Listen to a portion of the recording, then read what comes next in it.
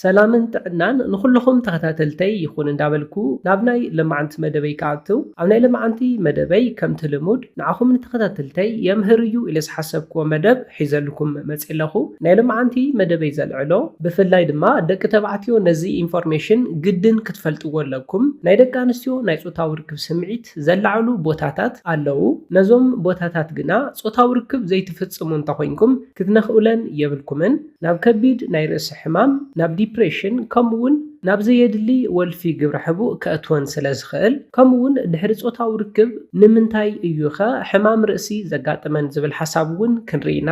እዘን ቀፂለ ዝሕብረልኩም 4 ቦታታት እንተነኽኢኹምለን ናይ ፆታዊ ርክብ ስምዒተን ብዕፅፊ ይውስኽ እዩ። ኣብዚ ግዜ ፆታዊ ርክብ ንምፍጻም ዘለዋ ድሌት እውን ይውስኽ እዩ። ስለዚ ኣብዚ ቦታ ትነኽእዋ ጓል ኣንስተይቲ ፆታዊ ርክብ ምስኣ ግድን ከም ትፍጽሙ እርግፀኛ ክትኮኑ ኣለኩም። ንምንታይ እዩ ዝብል ሓሳብ ክንርኢና። እስካብ ናይ መደበይ ፍጻመ ሓቢርኩም ንጽንሑ። ነዚ ቻነል ሓድሽቲ ዝኾንኩም ሰብስክራይብ ብምግባርን ነታ ናይ ደውሊ ምልክት ሓንቲ ሻዕ ብምንካን ዝተፈላለዩ ናይ ፆታዊ ርክብ ናይ ጥዕና ከምኡውን ናይ ሓዳርን ናይ ፍቕርን ሂወት ኢንፎርሜሽን ትረኽብሉ ቻነል ስድራ ንኽትኮኑ ብኽብሪ ንሓትት። መደብና ናብ ብዙሓት ሰባት በፂሑ ብዙሓት ኣሕዋትና ትምህርቲ ንክወስድሉ ላይክ ጌርኩም ጀምርዎ። ስድራ ንዝኾንኩምኒ እንዳመስገንኩ ናብ መደበይ ክምለስ። እቲ ቀዳማይ ንሪኦ ናይ ደቂ ኣንስትዮ ናይ ፆታዊ ርክብ ስምዒት ዘላዕል ክፋል ሰውነተን መቐመጫን እዩ። መቐመጫ ደቂ ኣንስትዮ ብዙሓት ደቂ ተባዕትዮ ናይ ፆታዊ ርክብ ስምዒተን ንምልዓል ዝጥቀሙሉ ክፋል ሰውነተን እዩ።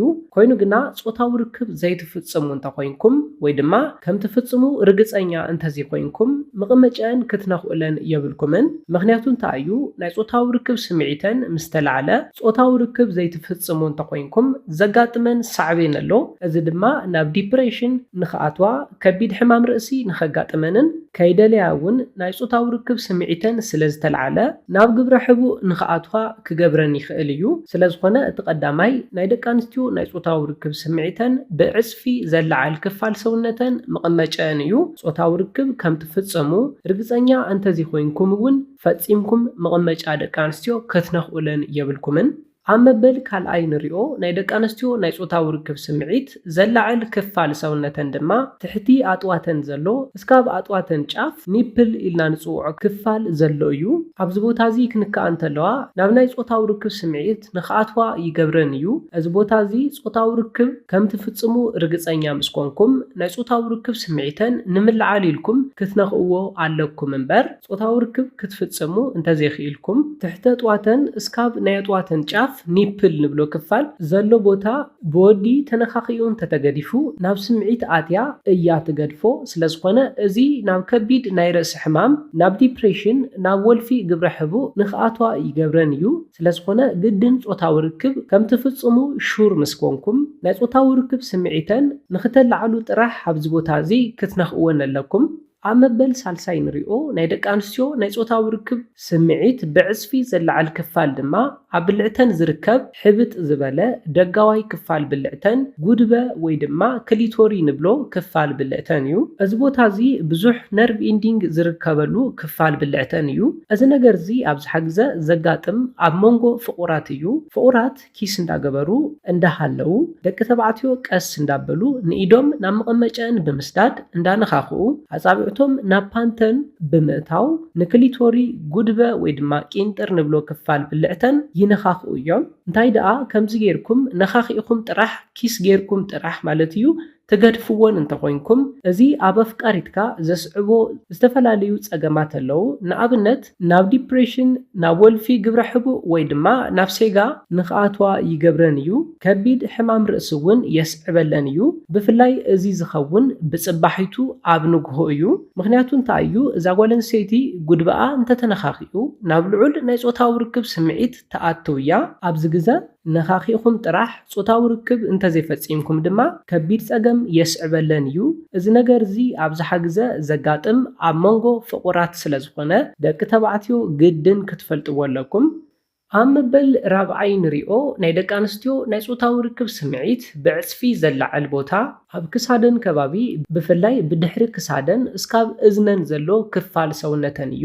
እዚ ቦታ እዚ እውን ክንከአለን እንተሎ ናይ ጾታዊ ርክብ ስምዒተን ብዕፅፊ ይውስኽ እዩ። ነዚ ቦታ እውን ነኻኺእኹም ስዒምኩም ክትገድፍዎ የብልኩምን። ጾታዊ ርክብ ከም ትፍጽሙ ርግፀኛ ምስ ኮንኩም ቀስ ኢልኩም ብድሕሪት ኮይንኩም ብምንኽኻእ ብምስዓም ስምዒተን ከተላዕሉ ትኽእሉ ኢኹም። ኮይኑ ግና ጾታዊ ርክብ ዘይትፍጽሙ እንተኮይንኩም ነዚ ቦታ እዚ ክትነኽኡለን የብልኩምን። ከነጠቓልሎ እንተለና እዞም ዝሓበርክዎም 4 ቦታታት ደቂ ተባዕትዮ ቅድሚ ምንኽኻእኹም እቲ ኩነታትኩም ክተረጋግጽዎ ኣለኩም። ጾታዊ ርክብ ከም ትፍጽሙ ሹር ክትኮኑ ኣለኩም። ከም ትፍጽሙ እንተረጋጊጽኩም ነዘን 4 ቦታታት ብዝግባእ ቀስ ኢልኩም ብምንኽኻእ ናይ ጾታዊ ርክብ ስምዒተን ብዕፅፊ ከተላዓልሉ ትኽእሉ ኢኹም። እንተዘይኮይኑ ጾታዊ ርክብ ዘይትፍጽሙ እንተኮይንኩም ግና እዞም 4 ቦታታት ነኺእኹም ንሳ ናብ ዘይሓሰበቶ ናይ ጾታዊ ርክብ ስምዒት ኣእቲኹም ናብ ከቢድ ሕማም ርእሲ፣ ናብ ዲፕሬሽን፣ ናብ ዘየድሊ ወልፊ ግብረ ሕቡእ ወይ ድማ ሴጋ ንኽኣትዋ ክትገብሩ ትኽእሉ ኢኹም። ነዞም 4 ኣገደስቲ ቦታታት ንምዝኽኻር ዝኣክል እቲ ቀዳማይ ርኢናዩ ዝነበርና ናይ ደቂ ኣንስትዮ ናይ ጾታዊ ርክብ ስምዒት ብዕፅፊ ዘላዕል ክፋል ሰውነተን ምቕመጨአን እዩ። ጾታዊ ርክብ ዘይትፍጽሙ እንተኮይንኩም ንጨዋታ ንቐልዲ ክኸውን ይኽእል ምቕመጨአን ክትነኻኽእዎ የብልኩምን። ናብ ዘይተደለየ ናይ ጾታዊ ርክብ ስምዒት ንኽኣትዋ ስለትገብሩ። እቲ ካልኣይ ርኢናዩ ዝነበርና ቦታ ድማ ካብ ታሕተዋይ እስካብ እቲ ጫፍ ኒፕል ኢልና ንጽውዖ ዘሎ ክፋል ኣጥዋተን እዩ። ነዚ ቦታ እውን ናይ ጾታዊ ርክብ ስምዒተን ንምልዓል ጥራሕ ክትጥቀሙሉ ኣለኩም እምበር ጾታዊ ርክብ ዘይትፍጽሙ እንተኮይንኩም ነዚ ቦታ እውን ክትነኽእዎ የብልኩምን። ናብ ዘይተደለየ ሕማም ርእሲ፣ ናብ ዲፕሬሽን ከምኡውን ናብ ግብረ ሕቡእ ሴጋ ከይፈትዋ ንኽኣትዋ ክትገብሩ ስለትኽእሉ።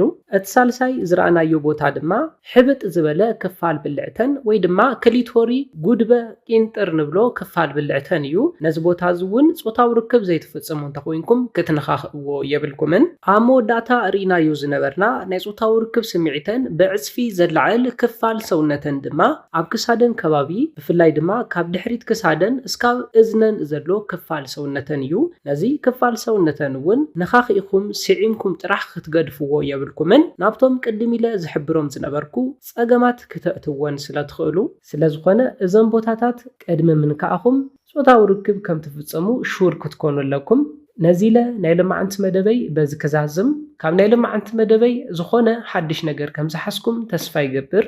ነዚ ቻነል ሓድሽቲ ዝኾንኩም ሰብስክራይብ ብምግባርን ነታ ናይ ደውል ምልክት ሓንቲ ሻዕ ብምንካእን ዝተፈላለዩ ናይ ጾታዊ ርክብ፣ ናይ ጥዕና ከምኡውን ናይ ሓዳርን ናይ ፍቕርን ህይወት ኢንፎርሜሽን ትረኽብሉ ቻነል ስድራ ንኽትኮኑን ከተተባብዑናን ብኽብሪ ንሓትት። መደብና ናብ ብዙሓት ሰባት በፂሑ እዚ ኣገዳሲ ሓሳብ ዘይፈልጡ ብዙሓት ደቂ ተባዕትዮ ኣለዉ።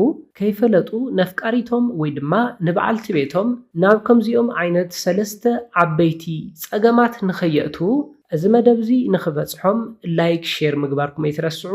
ሓሳብ ሪኢቶኹም ንቻነልናን ንመደብናን ንምዕባይ ስለ ዝሕግዘና ሓሳብ ሪኢቶኹም ብኮሜንት ግለጹልና። ብኻሊእ መደብ ብኻሊእ ሓሳብ እስካብ ንራኸብ ሰላምን ጥዕናን ንኹላትና ይቐነየለይ።